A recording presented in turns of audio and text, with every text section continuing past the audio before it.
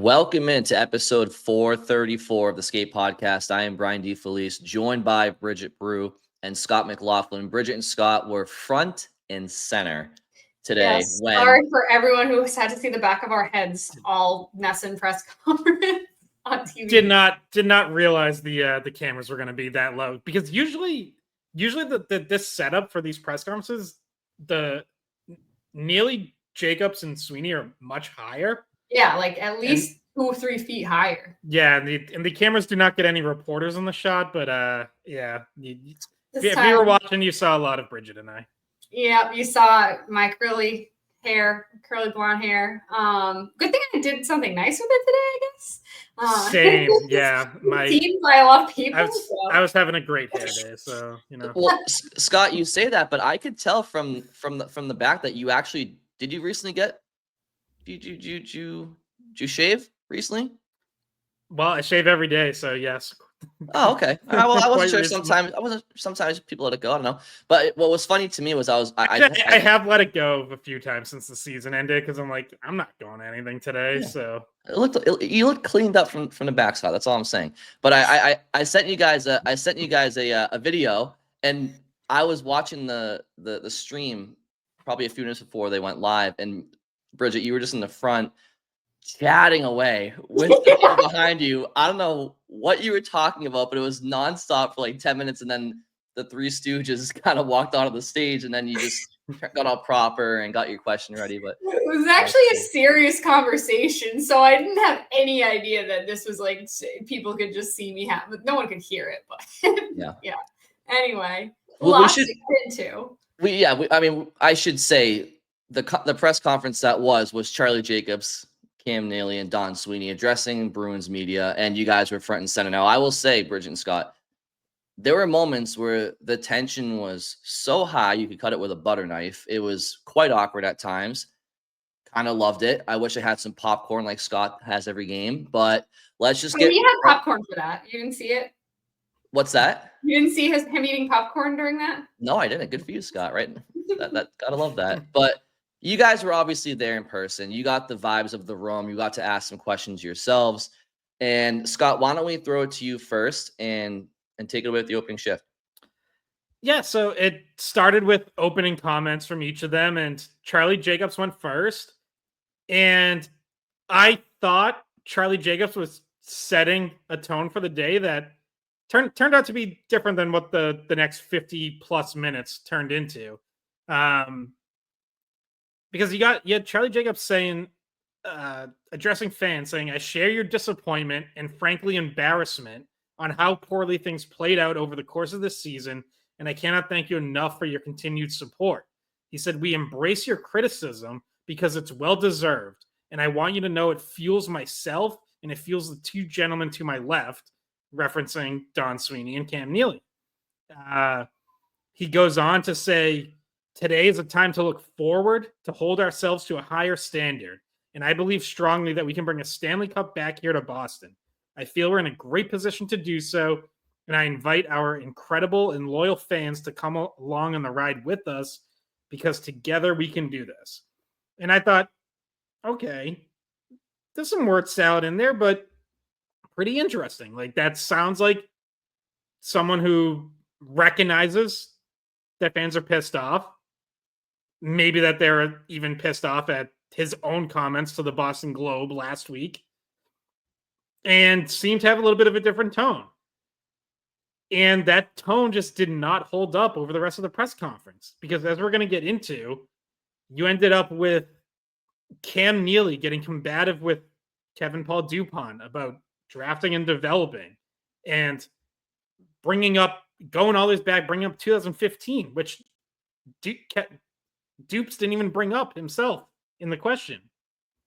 You get Don Sweeney and Charlie Jacobs both getting defensive over their track record of hiring and or firing coaches, and trying to explain why they haven't made mistakes there, or why it's been basically why coaches have been held accountable in a different way than the president and general manager.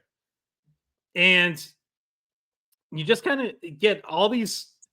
It just turned into a very defensive day, is how I would say it ultimately came across. It was not an apologetic day or a humbling day or anything like that. Like, it was a lot of defending track records and defending resumes, and not so much talking about like what we're going to do going forward and how we're going to get back to the Stanley Cup that Charlie Jacobs opened talking about.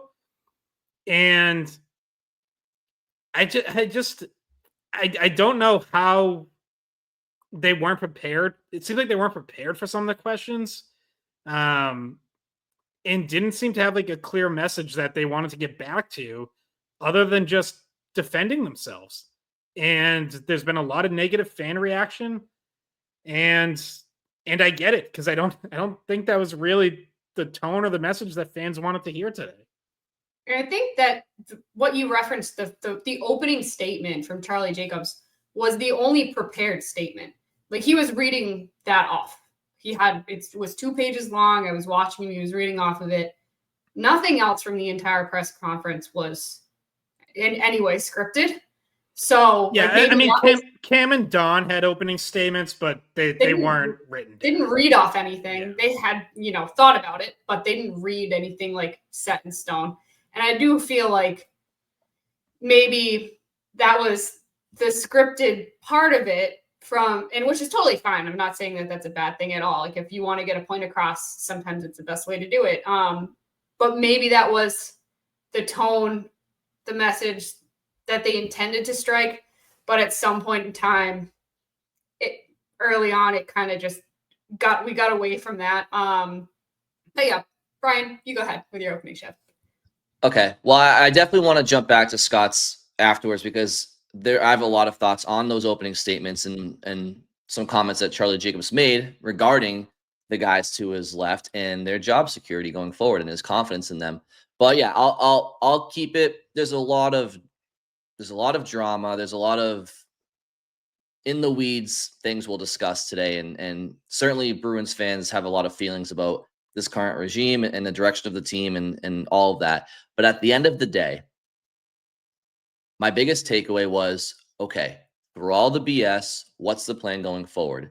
And Steve Conroy of the Boston Herald asked how long they feel that this retool turnaround is anticipated to be. A year, a couple of years, rebuild, whatever. Essentially, it took a few minutes to get to the actual answer, but essentially the sentiment among Neely Sweeney and even Charlie Jacobs is that they feel that with a healthy roster, and that means a full year of Hampus Lindholm, Charlie McAvoy, with some bounce back years for some key players, Jeremy Swayman for one, Elias Lindholm for another. Now, they didn't necessarily come out and say those last 2 names specifically, but this is just the between the lines that I'm picking up. Better health. They did in response to some other questions. Yeah. They talked about both of them. So yeah, they called it the goalie not so excellence department at one point. Yeah, so I'll just summarize in general what they're feeling, which is better health, bounce back performances, and some significant additions to this lineup, especially at the wing, whether that's through trade or free agency. And they think that they'll be back in the mix as soon as next year. So here we are in April, and what's Don Sweeney going to say in April? We're gonna go out and try to acquire Mitch Marner, or they don't know because they're not there yet, but that's their plan. They don't feel like this is going to be a multiple year turnaround. They think it's going to be a turnaround as soon as next year, and that they acknowledge that the playoffs is not the goal. The goal is a Stanley Cup, obviously, but that it starts with the playoffs, and by doing the right things and putting yourself in a position to succeed, you'll have that good karma that Scott kind of talks about a lot, which is just put your best foot forward. Teams will be attracted to a team if they're on the rise.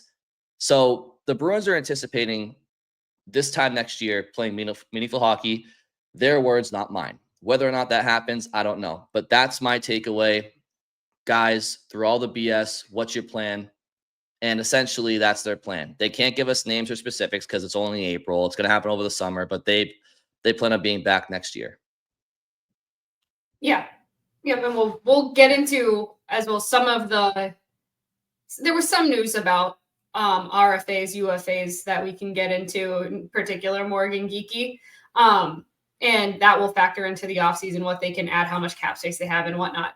My opening shift has to do with Jeremy Swayman and the comments about just the goalie tandem in general. So early on in the press conference, Sweeney and Neely were asked about Swayman's performance. And basically he said Swayman categorically denied that the extra workload was part of it. And Sweeney said that, right? Yes, Sweeney. Sorry, maybe I didn't say that correctly, but yeah, it was Sweeney, and he said basically, without reading the whole quote, that there were opportunities to get Korpisalo in that they kind of regret not putting him in there more because they would have liked to see more goalie competition, and they think that maybe that would have been the solution to getting Swayman back on track. The route that they went was putting him back in the fire and thinking that will give him the opportunity to rebound, get himself set, maybe get some confidence if he could get anything rolling, but that's really not what ended up happening. So basically, I think when we went from the beginning of the season press conference this year, where it was, well, Swayman's the guy, he's going to get a majority of starts, I just feel like the tone changed. And now it's not, Swayman has this automatic allotted, expected amount of games. He's going to get much more. This year was 70-30 in terms of starts. Swayman got 70%.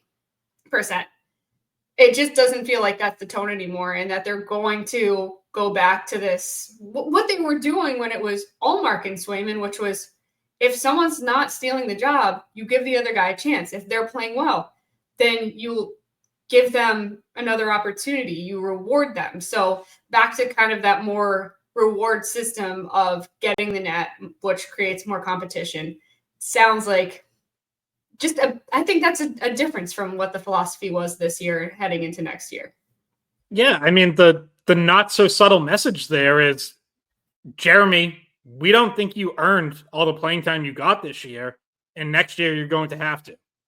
Like, that's what they're saying. And yeah, it's kind of a bit of tough love. It's like, you're going to have to play a lot better if you're going to play 55 to 60 games next year. Otherwise, Korpisalo will get more starts. Sweeney also referenced Korpisalo saying he, wants to play more, which of course, like any backup goalie does. But yeah, it's just, I'm still baffled as to why the plan never changed during the season, because I know we talked about it and Bridget and I both wrote about it multiple times throughout the season. Like, Swayman was struggling with third, fourth, fifth straight starts. There were definitely stretches where Korpisalo was outplaying him. So why, throughout the entire season, did the plan remain, well, Swayman gets his starts no matter what? Like, that part of it's still absolutely baffling to me. I mean, I think they were hoping that he would work his way through it. I think they were just hoping that the more reps he gets in the net, he's bound to break out at some point, and it just never happened. Yeah, and so just to finish up the comment, just because I think this part's important as well. Sweeney said, I discussed with Bob Asenza and Joe Sacco that we probably missed an opportunity to allow Korpisalo to have a little bit of the rope in the thick of it when he was playing well. That's sometimes the decision that, as Bob would say, the goalie excellence department, and then he said, the goalie not as excellent department this year. And he's been on the record of saying that. So basically saying that when they talked to Bob Asenza and Joe Sacco, collectively the group thought, just keep putting Swayman back in there and hope he rebounds. So if you guys don't mind, I want to circle back to Scott's opening shift, and I want to start there because I think when so much is said and asked, it makes sense to start at the beginning. And Scott mentions the tone that the Bruins management took in this press conference. And while Charlie Jacobs' opening statement started off on the right foot, it started off like he sounded like they were about to take accountability and no pun intended, but ownership of the struggles this season. He called it embarrassing, unacceptable, all of these things. He apologized to the fans. They deserve better, all that. But then he proceeds to give his stamp of approval and endorsement that Cam Neely and Don Sweeney are the two people for the job to get this team back to where they want to be, which is a Stanley Cup champion. And if you feel that way, that's one thing. But I failed to see the merit when we're talking about a Bruins season that was atrocious. In your opening statement, do you really think that Bruins fans and media care about the fact that Don Sweeney is the GM of Four Nations Canadian team and that all-star team of Canadians won a four-team tournament, or that he's the general manager of Hockey Canada for the Olympics? I get what he's doing, right? He's trying to say to the media and to the fans out there, hey, this guy is thought highly of in our industry. He called him an industry leader, right? So he's trying to prop him up, put him on a pedestal, say, you guys all hate this guy essentially, but he is really good at what he does. If you don't think so, well, clearly the industry does.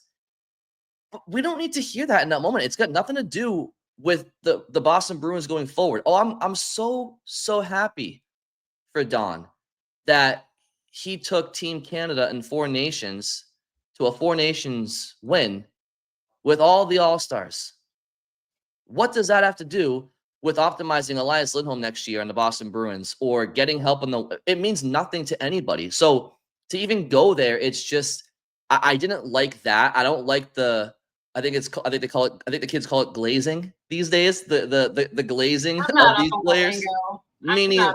I don't even know. Me neither. But essentially, try not to catch up and just essentially the ass kissing of his employees and telling everybody why they're so great. They're going to take a very pragmatic approach to how they're going to get back to winning, and cites that the Bruins have the highest winning percentage or at least tied for the highest winning percentage in the NHL under Don Sweeney's tenure. It's like, that's great. That's great. But again, that doesn't really help us detail what the future holds.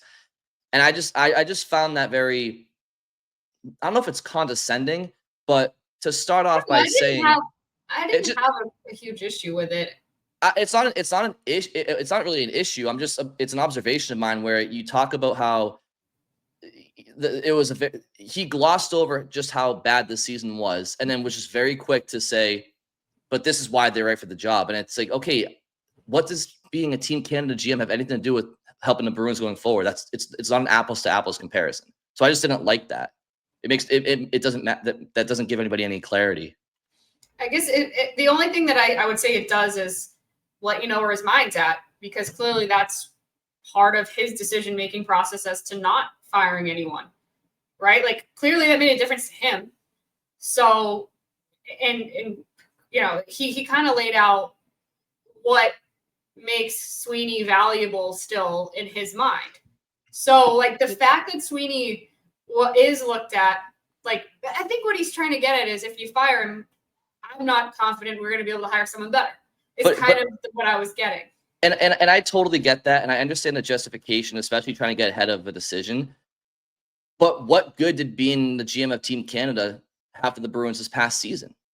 You know what I mean? It just, the two aren't correlated. So I guess what I'm saying is, like, we're very smart hockey fans in the city. Like, we don't need to, what good did that do for the Bruins this year? This is the second time Charlie Jacobs has brought it up, because he did over the winter too during the season. So yeah, clearly it's something he places value on, and you know, maybe it's something where it's like it's his way of justifying, hey, do I do I like Don Sweeney just because he's been here and I like him personally? Like, is he actually great at his job? And it's like, this is something he looks at as like, oh yeah, other people also view him as being really good at his job. But to your point, like that, yeah, like I don't think the majority of Bruins fans really care about Don Sweeney's work with Hockey Canada. Like it doesn't, it might matter in Charlie Jacobs' mind and it might inform his decision making, but it doesn't really register in Boston where all people really care about is the Boston Bruins. Yeah, I do think, part of today had to be, at least as it relates to Charlie Jacobs, like, why do you still have faith in Cam Neely and Don Sweeney? And I think he tried to make that case. He addressed it right off the top with his opening statement because obviously he knew it was coming. I just think, again, I just think across the board, it just turned so defensive, and there's just a lack of acknowledging past mistakes or explaining why they're the right guys moving forward. And Charlie Jacobs briefly touched on something at one point that I actually think all of them should have leaned into more, which is the process they went through from 2015 when Don Sweeney got hired until 2019 when they got to Game 7 of the Stanley Cup Final. Like, lean into that. By the way, you can even acknowledge your mistakes. Be like, look, yeah, we made mistakes at the 2015 draft and we didn't get everything right. And yet Don Sweeney still took us from out of the playoffs to a Stanley Cup final in 4 years. Like, lean into that because that's the process that we're expecting again. And then tell us why you've learned and will be better at drafting. Tell us why Don can do this again, why you're confident he can do it again. And instead when 2015 gets brought up, it's Cam Neely bringing up out of the blue and blaming scouts for why they got that first round wrong. And it's like, that's not what people want to hear if you're going to turn the clock back 10 years during this press conference. Like, focus on the good stuff and focus on what you're going to learn from and be better at this time around. That might allow you to build it back up even quicker than 4 years this time. Like, to quote them, build back better. Quote yes. Neely. Maybe quoting someone else. The new phrase, the killer bees, build back better. Yeah. Guys, I feel like there's a disconnect and there's relationship damage right now between Bruins ownership and management and the fan base. Also, Bruins media, because Bruins media are the voice of the fan base.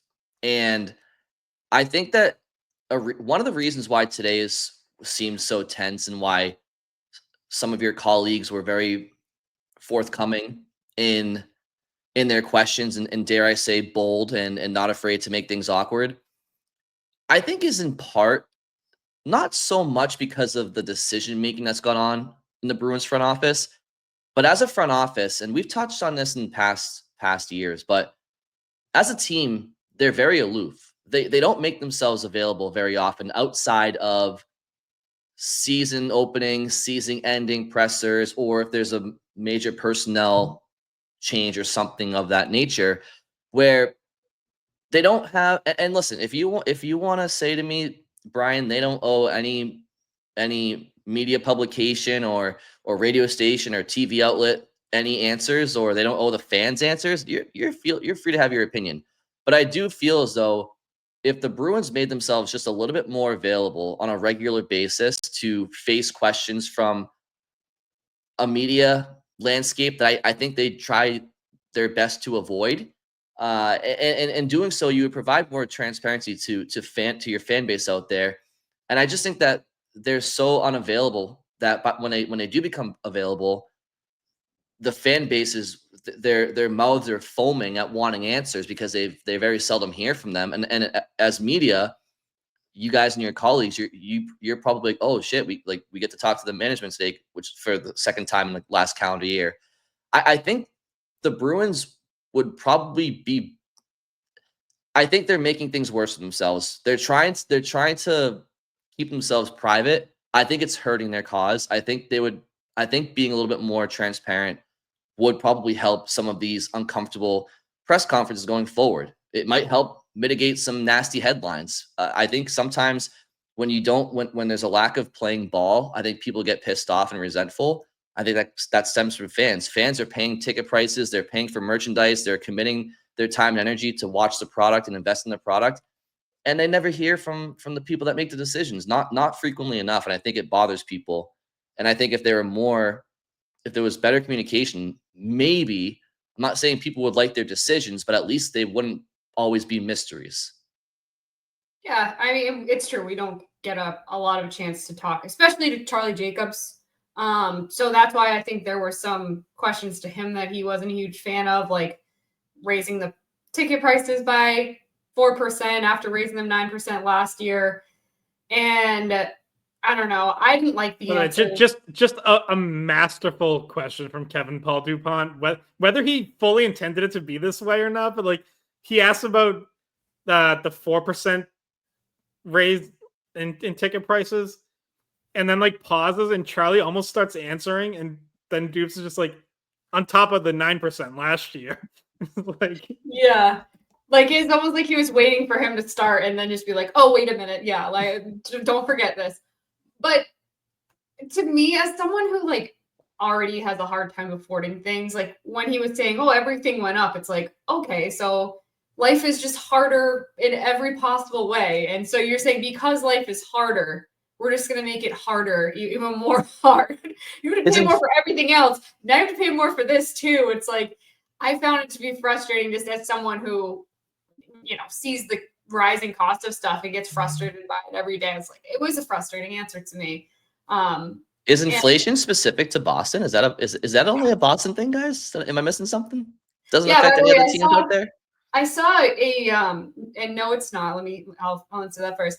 I saw a breakdown of the prices of everything to go to a game, and Boston was the most expensive for it was like parking plus tickets plus like a cost of one beer and one hot dog, and Boston was the highest. So yeah. And that's for every team, by the way. Like that's Celtics, Red Sox, Patriots, like because we're such a sports diehard region, like all these team owners, like they know they've got us.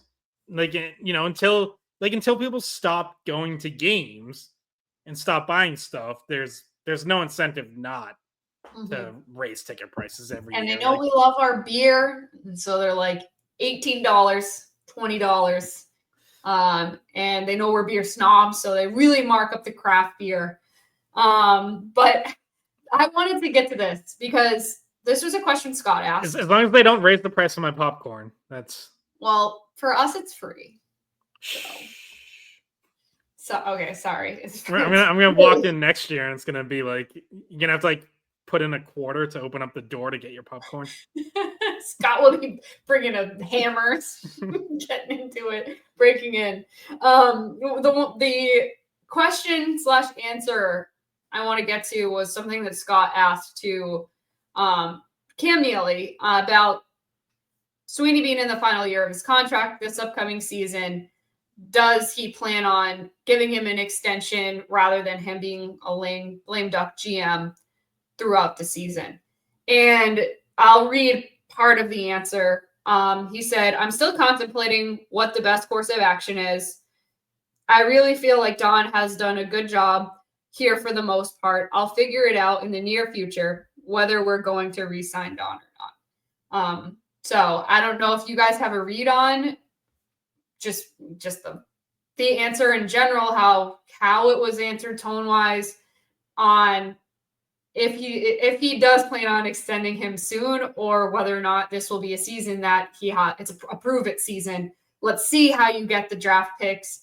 Let's see how you use the draft picks. Let's see what free agents you bring in. Let's see what the results are before we give you any extra years on your contract. Yeah, and it's interesting because you have both Charlie Jacobs and Cam Neely saying at other points in the press conference, how much they believe in Don Sweeney. So you would think then that Cam Neely would want to extend him, right? Which is why I asked the question, and you get a non-committal answer, which again I've pointed out before, like Cam Neely's done this once before. He let Don Sweeney go through the 2021-22 season without an extension in place, and they didn't extend him until after the season, about I think about a month and a half or 2 months before his contract was actually up.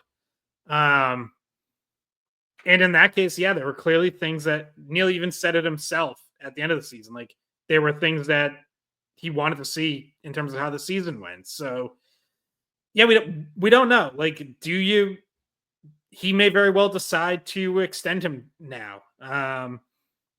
But deciding to let him go through the year without an extension is, I think, absolutely in play because he's already done it. So, and if that's what he chooses, then presumably it's because of exactly what you said. Like, there's things he wants to see happen during the season. Whether it's, hey, you got to nail this top 10 pick, and like that kid, not necessarily in the NHL, but wherever he's playing next year, has got to look like he's got to look good, look like a player. You got to sign free agents who are going to make an impact. And maybe even some of the guys you signed last year need to bounce back. Like it could be all that. The new coach has to be the right hire, of course. That's a big one. Like, so yeah, maybe it does drag on and even go through the season again. So I guess the question I have is, what's the benefit to giving him an extension prior to seeing how he handles this retool? And I'm sure there are pros and cons to having somebody as a lame duck GM, lame duck coach, but why reward somebody who just had a bottom 5 finish in the NHL before seeing if they can turn it around? Just because the team turned things around from 15 to 19, or call it 15 to 24, whatever. By the way, Sweeney inherited David Pastrnak as a player, and he's been the most important player throughout that stretch for the Bruins. So what's wrong with making Don Sweeney sweat out his future and having it hinge upon how good of a job he does? Isn't that how everybody has to work in this society, in this world? You perform and you keep your job, or you get a promotion. You don't just you don't get an extension in your job if you're not performing. It's a performance-based world that we live in for the most part. So what would the benefit be of extending him after a bottom 5 finish before we get to see if he can have this turnaround? If the Bruins are in a clear playoff spot in the later stages of next season, could I see Neely being premature and saying, okay, you got us back to the playoffs before we're technically back in the playoffs? Here's like say in March or something. Could I see something like that? Yeah. But why would they do something before then?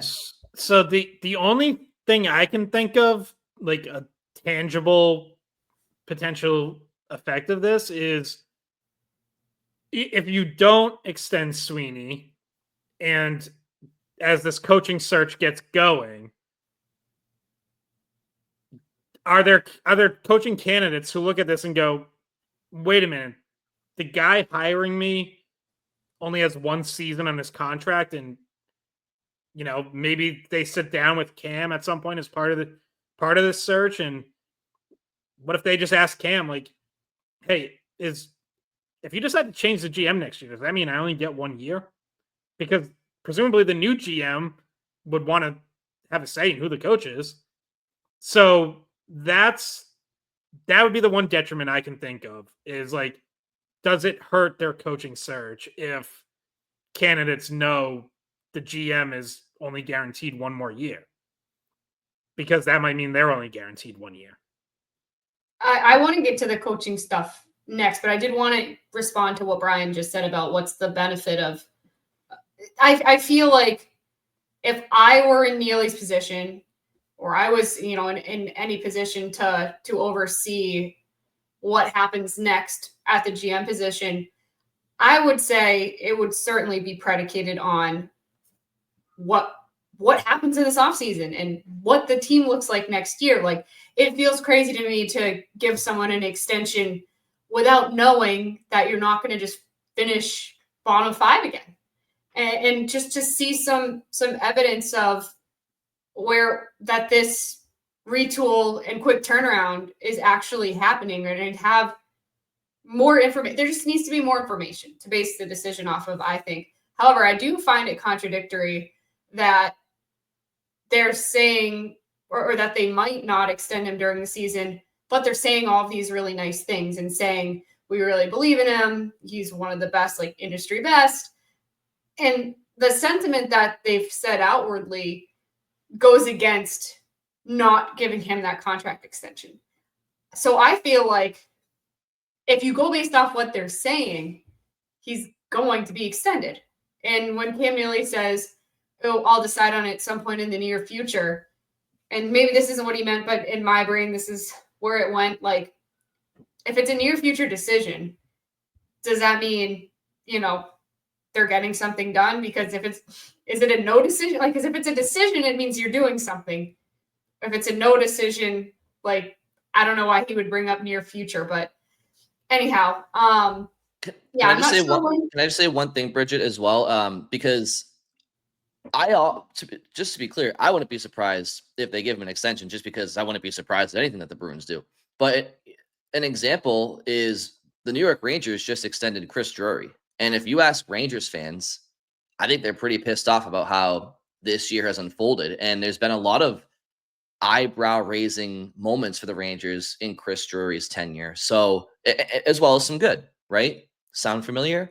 But I guess that's just a reminder. I know it's not apples to apples, but it happens. Yeah, in that case, like the biggest surprise or biggest kind of difference is you had players at the end of the season basically saying, like, what Chris Drury did affected us and ruined our season. Now, I think that's kind of soft on the players' part, honestly. Like, okay, you basically cut Barclay Goodrow, like waived him, and forced Jacob Trouba to waive his no trade. Like, okay, those are sort of like below the belt moves you don't generally see in the NHL. But, like, it ruined your seat. Like, it was hard to recover from. It's like, guys, like, it's the NHL. Like, teams move on from guys. But in that case, it's like you had a clear confrontation between players and GM, and Rangers ownership decided to stick with the GM. At least in Boston so far, we don't hear that. Like, in fact, you have the opposite, where you have guys speaking positively about Don Sweeney. So yeah, we mentioned it last podcast with Zadorov talking about it. And he brought it up on breakup day, and we talked about it when Marchand said he's one of the best GMs. He may have even called him the best GM. So we've certainly not heard dissent from players. And of course, I feel like most of the time, guys just stay out of it. But there have been times where they've gone out of the way to bring it up that they do think he's doing a good job. So it's worth noting. Yeah, and the Zadorov comments and is in line with about not wasting certain players' primes, and that the team's they're gonna go out and add, and it's in line with what the Bruins have said. I mean, they talked about a clear need at wing and scoring help and help everywhere, but they talked about wing, and it just everything just all the signs are pointing at the Bruins opening up the wallet for one of the higher sought after wings in free agency. But Bridget, did you have something else about the coaching? I mean, there was a comment Charlie Jacobs made when he was asked about the leash between a head coach in the NHL and a GM, and And basically, Charlie Jacobs just said the shelf life of a head coach, and this is in reference to 3 head coaches being fired in Don Sweeney's tenure. But he basically cited how the nature of the beast in the NHL and in pro sports is that head coaching shelf lives are shorter because you only have so much time where essentially before players start to lose your messaging, blah, blah, blah. Whereas GMs, they're not in the locker room every day. And I think they're a little bit more distant. So I just think those interpersonal relationships, I don't think come to a head as much. But the way I read into that is head coaches get relieved of their duties after a certain amount of failures, whether it's the regular season or even the playoffs, as we saw with Bruce Cassidy in Boston. GMs, I think, get relieved of their duties when you're not making the playoffs.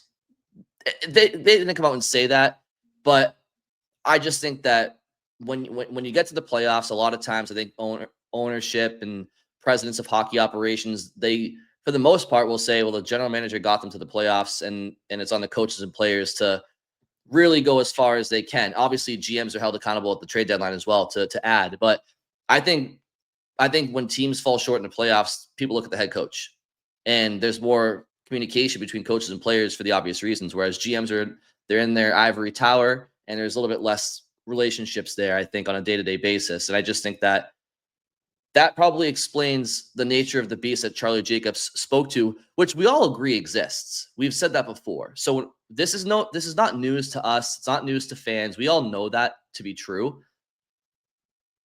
But beyond that ideology, there's not much more to explain away.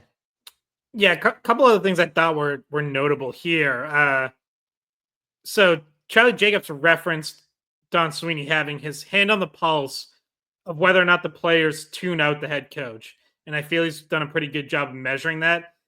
It's the first time we've actually heard an acknowledgement from any of them that these coaches that they fired lost the room, because Don Sweeney has actually gone out of his way to say that hasn't happened. Like, he hasn't thrown coaches under the bus in that way, but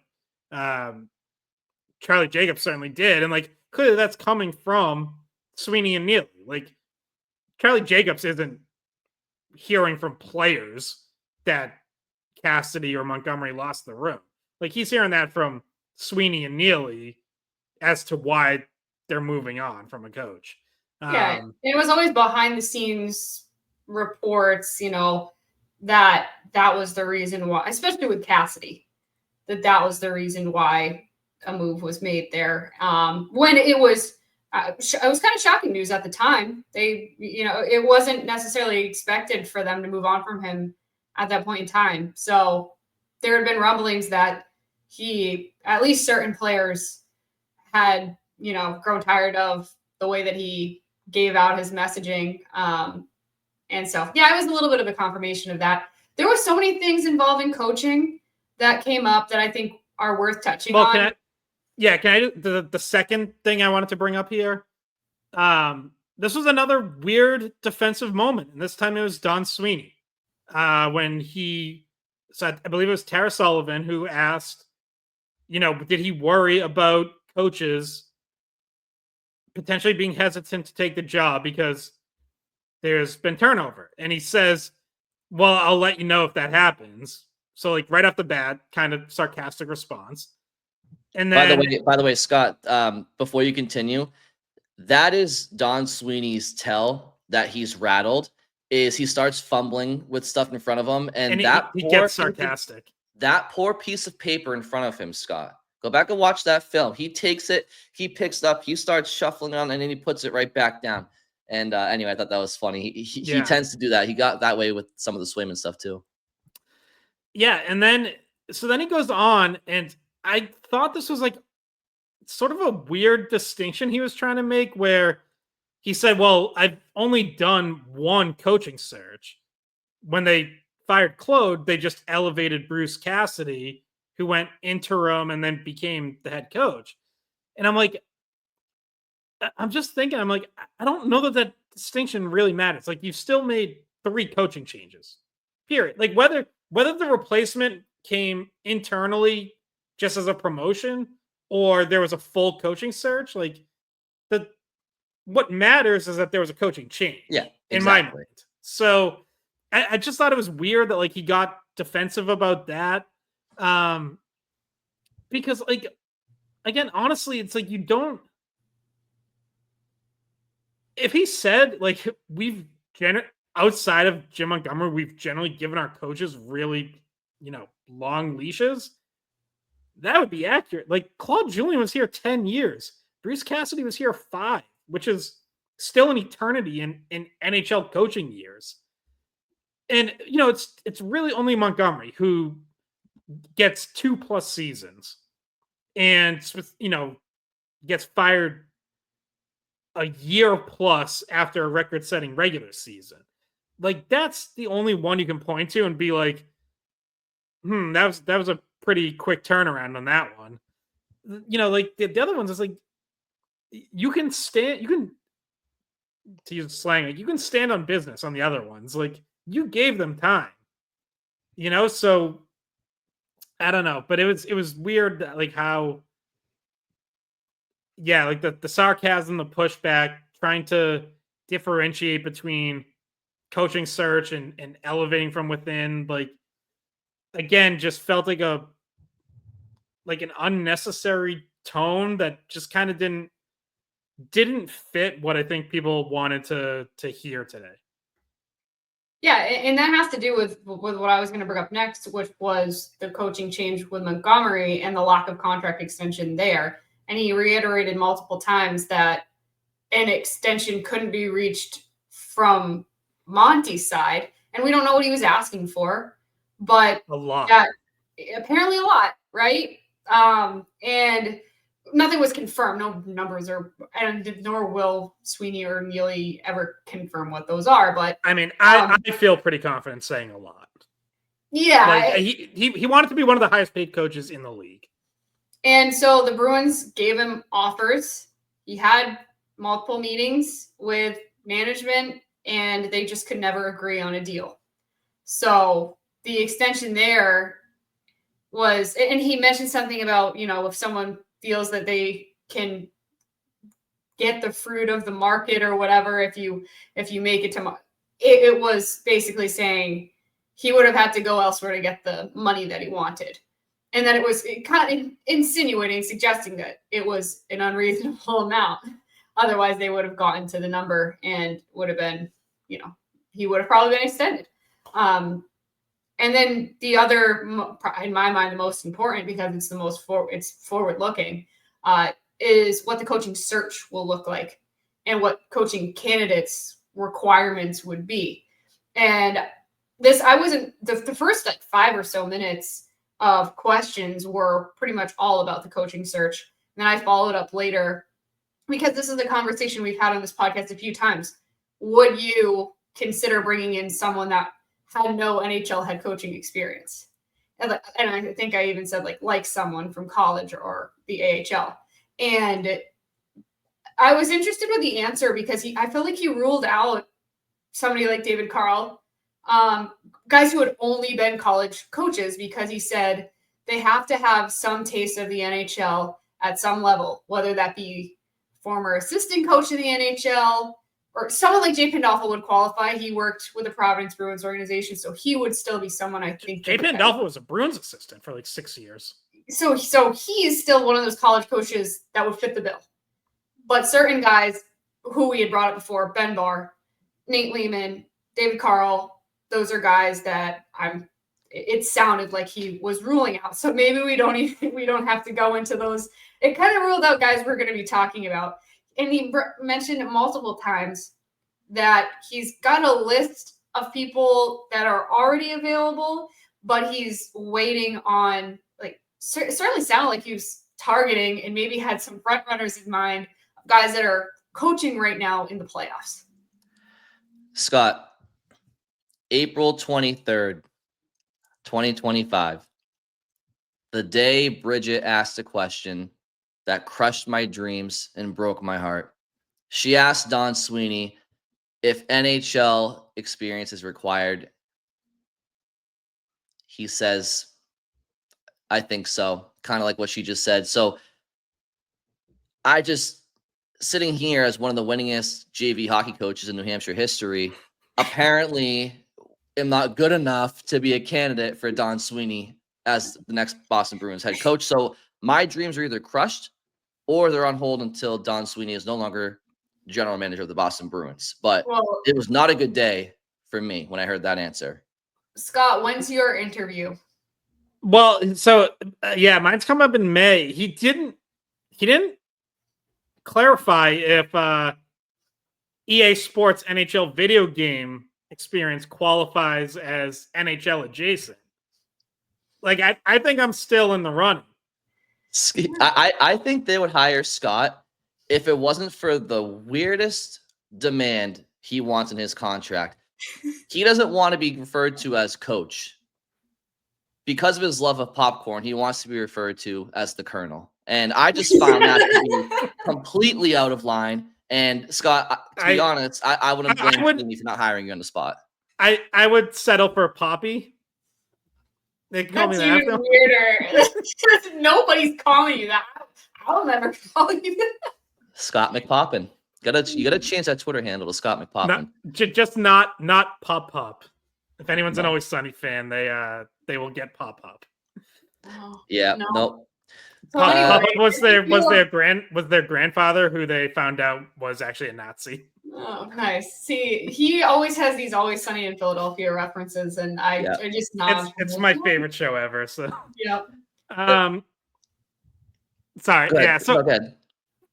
Just so a couple things here. So first on Montgomery, just to quickly circle back, since I asked that question, and maybe I didn't quite ask it right, because what I was trying to ask was like, basically, do you regret not making a call to move on from Montgomery before the season? And like, I feel like that was a mistake. Like, this is why we've said it. Like, this is why you don't go into a season with a lame duck coach. And I feel like last season ends. You start talking to Montgomery about an extension. To me, it's like, give yourself a month, or I don't know, to mid-June or whenever, and make it clear, like, if we don't get an extension done, we're moving on. So if Montgomery's demands are, in your mind, outrageous, then to me, like, they should have just made the call then. Because if you're firing him in November, it means you already like weren't super committed to him. Like, it lasted a month into the season. But I feel like it was because he wasn't super committed to being Boston. Which they should have sensed. Like, you should get that sense after the season. I mean, remember, was it right after the coaching change, or was it? There was a press conference Sweeney did in the middle of the season about, we need to identify the people who want to be here. And I just don't necessarily feel that he was like, I need to be a Bruin, like somebody like, say, Bergeron or people who have a true respect for the Spoke Bee and the organization and the history. Like, I just feel like he never fit that, especially if the contract negotiations were so far apart. It's not like it makes it seem like he's totally fine going wherever wants to pay him, rather than, really wanting to be part of the organization. Well, specifically, he wanted St. Louis. He wanted to go home, and I think it seems totally fair to think or feel like he had that in his back pocket, and that probably affected how he approached this job. Yeah, he probably also thought he could use it as leverage for a bigger contract. Like, other teams will want me, and I'll go to St. Louis. Like, if you're not going to, Which again is just a situation I think they should have sniffed out ahead of time and rip the Band-Aid off in the off season and have a new coach in place, because they set themselves up for a messy start and a messy situation with Montgomery, and like, Montgomery himself deserves blame for that, absolutely, but I think the Bruins do as well. Like, I think they went into a season with an unsettled coaching situation, and that's always going to be a dangerous recipe. And it blew up in their face. You want to know a coaching question that I wish by the way, I feel like there was so much not touched because we ran out of time. Like, I think they could have gone on for another hour. I mean, it was about an hour long. Yeah, it was 54 minutes, I think, but it could have gone on for another hour, I swear, because there was so much that we didn't ask because we just didn't have to get to. I think this was. I can't ever remember them having one of these that went over an hour, so this had to be just about the longest one that they've done. So, like, as much as we're gonna all rip them, like, I will at least give them some credit for that. Like, they answered a lot of questions. Yeah, I believe, like, it seemed like they were gonna call it off at 11:30. That's what happened. It was about an hour. But I would have liked to ask about Zdeno Chara and what his role is with the organization, because we saw him in the locker room after the final game of the season. He's hard to miss. And so he's around, and he's involved, but, like, maybe just ask what the defined role is, and will he be part of, either identifying talent or, developing talent or coaching in some way. We still don't know. That would have been something I would have liked to get an answer on. Yeah, me too. Hopefully we'll get another opportunity to hear from them throughout the summer, and you can maybe ask that, Bridget, next time you're in front of them. I do want to mention a couple of questions we got before we sign off from some people, but before we do, one thing that kind of caught my ear, and it made me think of a question that wasn't asked, and to be honest, it probably wouldn't have been answered well anyway. It would have been deflected, but I think it was Sweeney who mentioned how at the trade deadline, one of the motivations behind that was trying to establish their leadership group going forward. And I don't have the direct quote in front of me, but I found that piece to be interesting, considering the leadership that they traded away. And my question to you guys that wasn't really asked at the press conference was if the Bruins management had any insight to any potential locker room issues beyond just players being frustrated due to the results or lack thereof. I don't think they would have given any color. They probably would have kept us in the dark. But I just found that again, I think it was Sweeney, and it was something about wanting to establish a leadership group going forward and surrounding them with the pieces necessary to win. And I just found that interesting, considering the fact that they traded away leadership. And I'm not saying that the leadership that they traded away was a problem in the room, but there was speculation about how it wasn't all peachy in the locker room all season. Of course, losing will do that, but I wondered if there was something more beyond the common the shared frustration of just the results. But I guess we won't get that answer. Oh, I highly doubt that would have been answered. Yeah. And even captaincy, like, we didn't ask about captaincy. Maybe if we had more time, something to that effect of leadership or captaincy would have been brought up. I also don't feel like there would have been too much of an answer to that. I would be surprised if they're like, yeah, Pasternak's the captain. Like, if they had said that today, I think that they're probably not going to. Remember, when Marchand was named captain, that was in training camp the year after the off-season, or when Bergeron retired in that off-season, and they named a new captain. My guess is they don't do it until training camp. Like, I don't know about the beginning of training camp, maybe the beginning of training camp, but we're still a ways away from them officially announcing it. So I don't think they would have told us that today. Yeah, because players and the new coach are going to have a say. I don't know. Ultimately, like, who has final say is kind of depends on the situation. My guess is there will be enough consensus between different levels, management, coach, players, to settle on a captain or not settle on a captain and decide to go in with either with no C or with a rotating C or something like that. But yeah, I mean, the stuff about, like, potential locker room issues, like, it is a question worth asking, even if it doesn't get a response. But as we've said, like there was so much to cover after a season like this that even with going nearly an hour, there was stuff that we just weren't gonna be able to get to. And please, before we get to those questions, Brian, really need. There's like the geeky stuff. I really at least just. Oh yeah. So this was the more like newsy rather than, because this is about a contract extension for Morgan Geekie.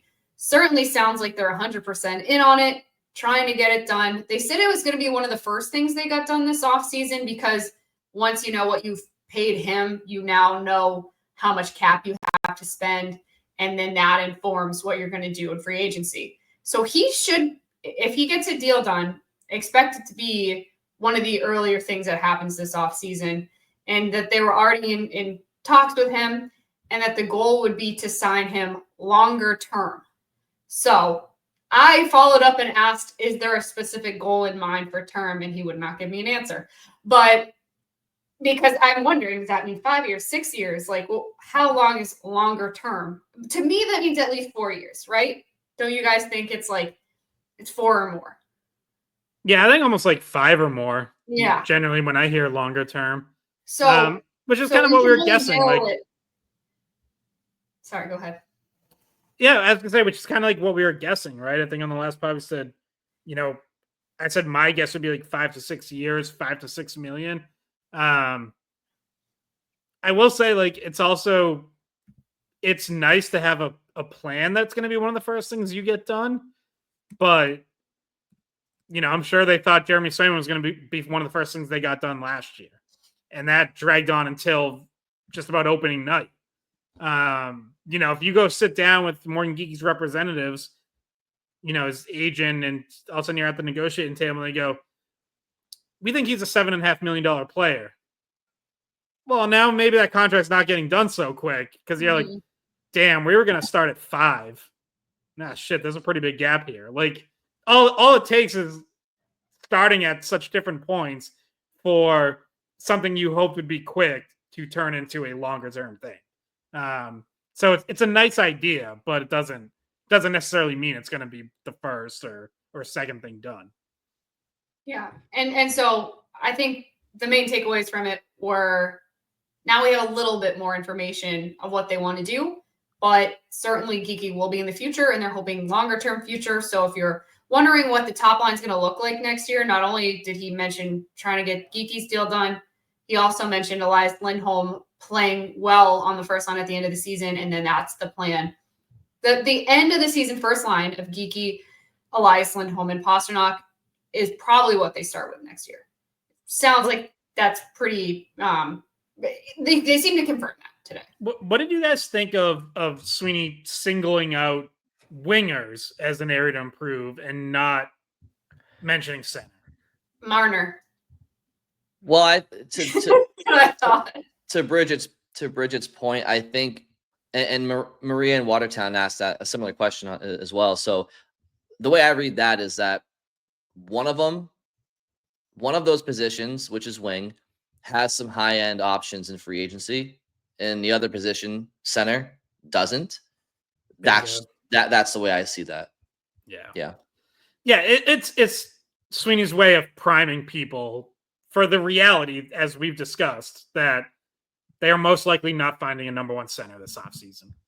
Yeah. That there is not one in free agency, unless you want to sign, John Tavares or Matt Duchene, who are both 35 plus. Which, hey, maybe you do. If you think you're going to be back next year, maybe that is something you entertain. But that doesn't really fit the timeline of what we think they want to do. And what I just said about him pretty much saying Elias Lindholm is starting out as your number one center is also kind of pointing to, you're not looking for a number one center. Like you think that if that line plays like they did at the end of the season, then that's your top line and that's your top center. Unless something presents itself to them that we and they aren't necessarily thinking of right now. I mean, again, yeah. So this actually leads into one of the questions that I wanted to get to from a listener of ours that had some questions stemming from the press conference. So this is David Martino, and he asked, what do you think happens if they can't/won't sign a guy like Marner or Ehlers because they deem the prices too high?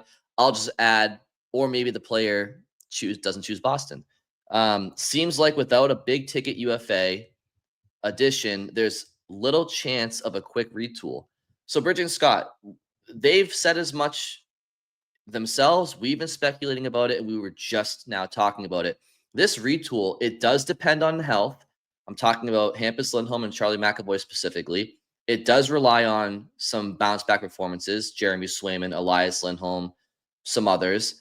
And it relies on some internal individuals seizing an opportunity. But it mainly depends on what David is asking about, what we just talked about. So what happens if they can't land a big winger in free agency? Because that does seem to be one of the things they're relying on. Yeah, it's a great question. You can look at the trade route. They have a little more draft and prospect capital now after selling at the deadline. Obviously, you're not going to use that for like a 1-year rental, but is there someone with term out there that's worth targeting? Like, that's not the preferred route. I think the Bruins would prefer to just pay money and hang on to that draft capital and have it to replenish their prospect pool or to use in trades at future deadlines. So that's not what they want to do. But yeah, if the free agency market falls apart because whatever, prices are crazy or guys re-sign and don't even get there, it is something you have to consider because you don't want to be the team that like all of a sudden overpays for the 4th or 5th best winger because that's the best that's left. So yeah, I guess we will give, whoever, Brock Besser, $9 million, which scares me to death because I don't want to commit that to Brock Besser. Yeah. It's to me, and people, so one reporter asked a question that was trying to beat around the bush at like, I won't say his name. I think I know who you're talking about. Yeah, like, maybe you've seen him at like the people you've seen at Four Nations, and any of them, make you think, oh, I could add them to our team, which Mitch Marner is the main person that, like I said, beating around the bush to try to get at. And Sam Bennett. Specifically. Yeah, and throw Sam Bennett in there.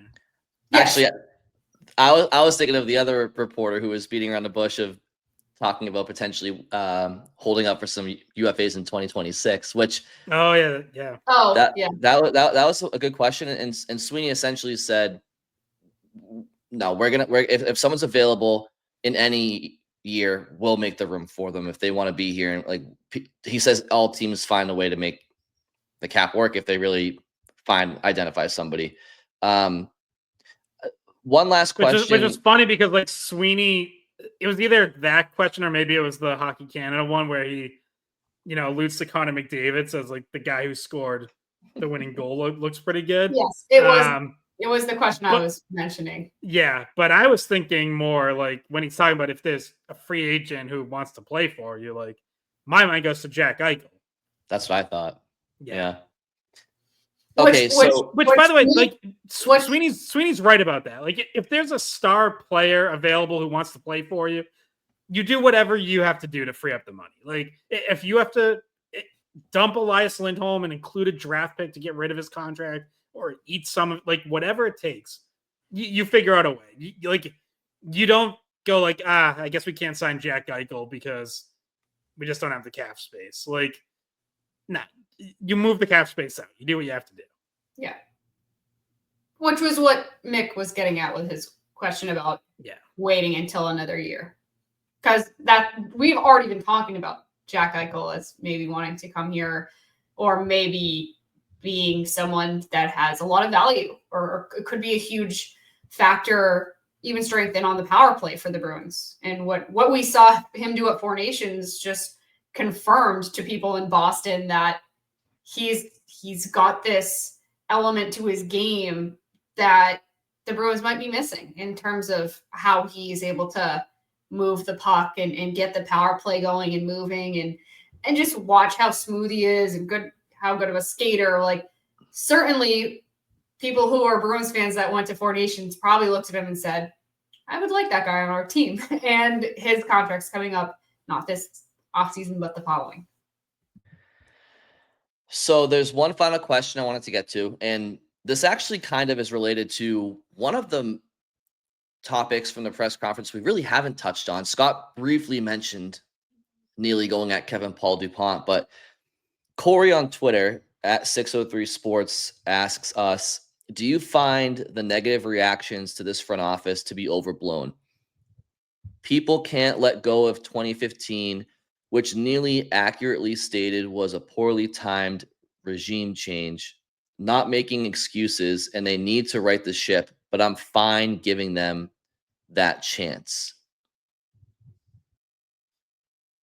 I think it can be overblown at times. Like, I think the people who say this is the worst front office in the NHL, that's an exaggeration. That's hyperbole. Like, they are at worst a top half of the NHL front office, all things considered. Now, if you want to say they're below average drafting and developing, that's fine. But that's not the only thing that goes into running a hockey team. So some of it, for sure is overblown. But a lot of it's also deserved. And by the way, just because it jogged something I wanted to say, like mentioning Cam, this is now like the third or fourth time Cam Neely has talked about the 2015 draft and how it was a poorly timed GM change and all that. Like, he's got to stop with this. It honestly, like, it's crap. First off, if you're gonna say that you hired the GM too late, then, like, again, to like the earlier point, like, take ownership of it and be like, I messed that up, because that was you. You're the one who, if you think the GM got hired too late, that's you. You're the team president. That was your decision. But even on top of that, do you guys know what job Don Sweeney held before he was named general manager of the Boston Bruins? Assistant general manager of the Boston Bruins, right? Oh, really? Oh, so you mean he was already on staff and was already involved in the process? Like, I thought I was going crazy with my answer, Bridget. I thought I was awesome. They act like he came in from the outside and had like a month to figure out everything that was going on in the organization. He was already there. Like, what are we talking about? Yeah. They did make it sound like he was just trying to get up to speed, but he was as up to speed as anyone possibly could have been. Well, and Neely also admitted like their faults as well.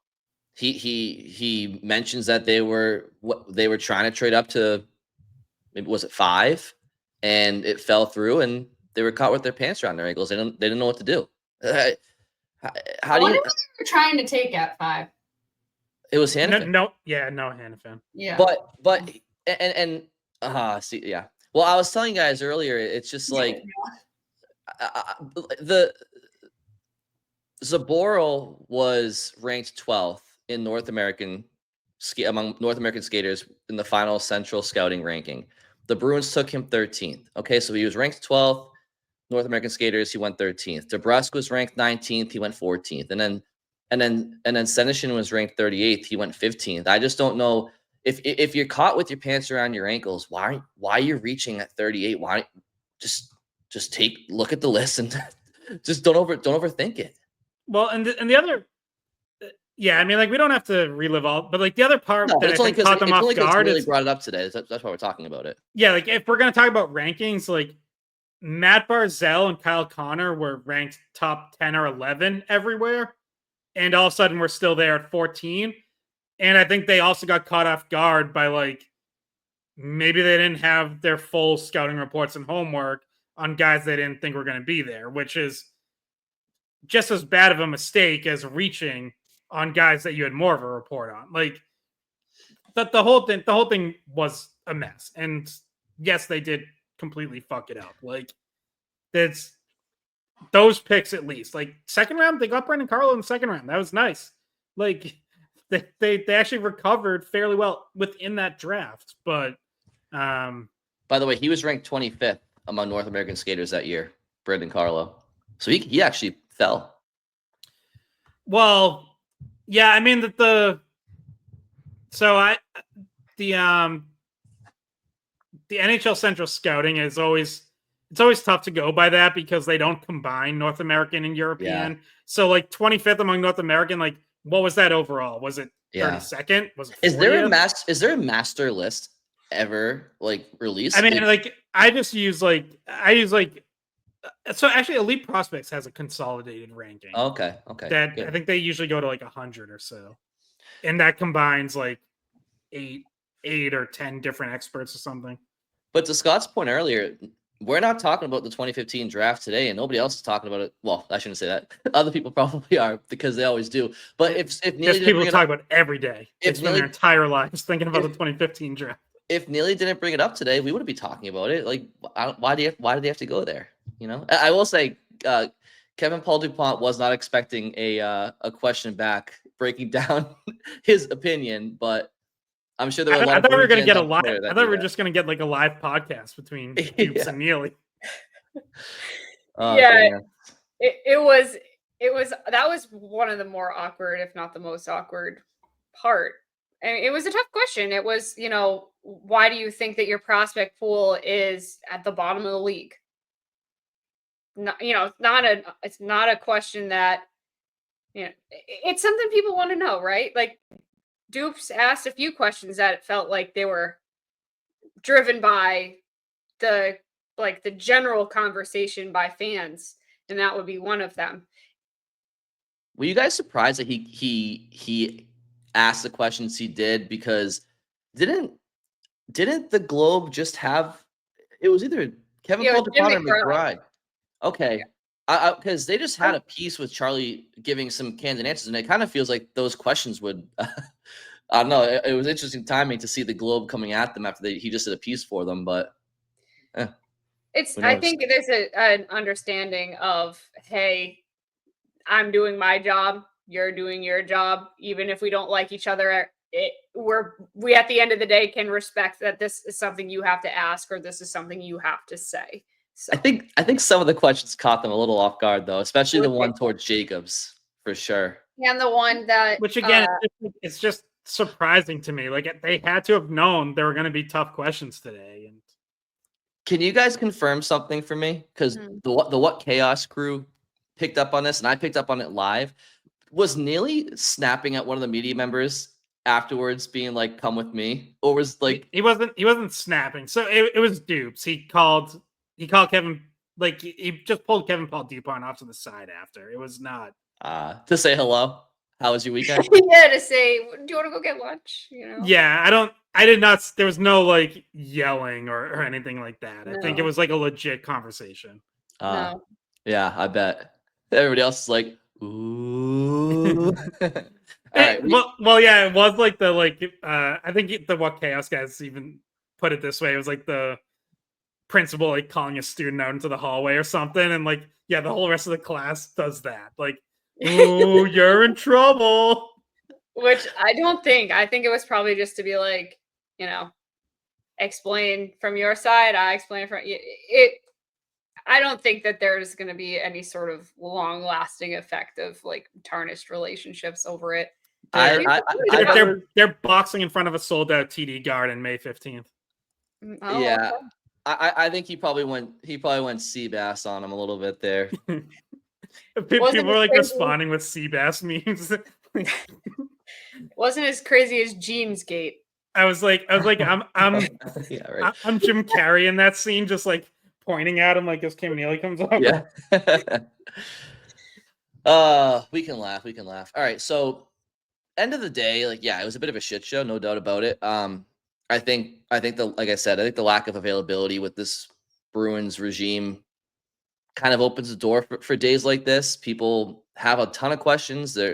aren't a lot of opportunities to ask them. And of course, people are upset. They're emotional. So there's a lot of work to be done. And I guess we'll see how it plays out. We'll see if Sweeney gets extended, if the proof will be in the pudding, and there's a lot of work to be done. So again, we'll be following it all off season. There won't be a shortage of things to talk about, starting with the draft lottery and the draft and so on. So, which we didn't get to ask about the draft. Right. Ran out of time for that. There's only a little bit of like newsiness stuff that I wanted to say at the end here, which was about health. So off-season surgeries, they said that pretty much everyone is good. And Pavel Zacha is getting treatment that does not require surgery. The one person that he said Zacha had a small procedure, but that wasn't surgery. Yeah, so whatever that is. Yeah, I have no idea what that means.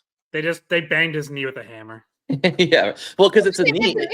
Because they said it was he said at breakup day he was battling a knee thing. So how do you address a knee without? I don't know. I guess there's a way. I'm not a doctor. I'm just realizing this is totally unrelated. I shook someone's hand today, the head of Bruins PR. I shook his hand today, and I totally forgot that he was in a sling the last time I saw him. And he just did it. Like, he just was like, yeah. Well, he was crying in silence. He didn't want to show he was hurt. Like he was fine, but then I like remembered after. I was like, oh my God, I think I just broke his arm because he had a sling. Yeah, I mean, they had to rush him out of there on a stretcher. Like, paramedics were up there. Yeah. I was trying to be like, thanks for your help this year. It was his first year. And then I was just like, totally after the fact, I'm driving home and I'm like, oh. Yeah, the handshake was one thing, but then when you started slapping him on the shoulder multiple times, like, see you later, bud. So the one person that might need, besides the Bruins PR person, that might need surgery, minor surgery, is Johnny Beecher. Was the only update on anything with that. They said Lindholm should be good. Hampus Lindholm should be good to go as scheduled to start preseason on time and training camp and whatnot. So that was it for injury news. I felt like we should mention it because maybe people were thinking Johnny Beecher looked a little banged up, or maybe I don't know. Just figured I'd give the very last news item, since you just made me think of it. If people care, 6 Bruins will be playing in the World Championships. David Pastrnak and Jacob Lauko for Czech Republic, Jeremy Swayman, Mason Lohrei, and Andrew Peak for the U.S., and Elias Lindholm for Sweden. Which, by the way, some guys get bumped as other players in the NHL get bumped out of the playoffs. So after this round, maybe they bring in different guys. The original guys sometimes are no longer needed. So these are the people who are starting there because... And that starts on May 9th, by the way. It's over in Sweden and Denmark. So they will probably be day games. So if you want to watch, they won't interfere with NHL playoff games. Some Providence Bruins love, by the way. When has their playoff? Tonight. They're playing as we're recording. I thought so. Okay, so I think I saw that they are not off to a good start. So, oof. Okay, well, there's some names to watch there, obviously, as well. So the Boston Bruins are obviously on the golf courses, but Providence Bruins are looking to win a Calder Cup, so that's something to keep an eye on as well. All right, that'll probably wrap up our episode today. Again, appreciate the questions and the feedback, and continue to filter them in. Listen, Bruins fans, we know many of you want Sweeney gone. We know you want them to do better at drafting and developing. That's great. I got that. If you guys have some genius ideas about how to get this team back to the Stanley Cup, back to the promised land, we are all ears because we are not all knowing. So I would love to hear if anybody has some master plans besides what we heard today from the management brass, because we all know fans know best. Fans know best. We have the passion, right? So, yeah, anyway, we love hearing it from you guys, and it's going to be a long summer, so keep it coming. You guys have anything else before we go? No, I think I'm good. All righty. All right. Thanks all for listening. We'll talk to you on Friday. Hey guys, thanks for watching the Skate Podcast. If you want to see more of our videos, visit our playlist. Not in front of a screen? You can listen to us on Spotify, Apple Podcasts, or wherever you get your podcasts. Don't forget to follow us on social media. And if you enjoyed this video, please don't forget to give us a thumbs up, subscribe to our channel, and leave a comment.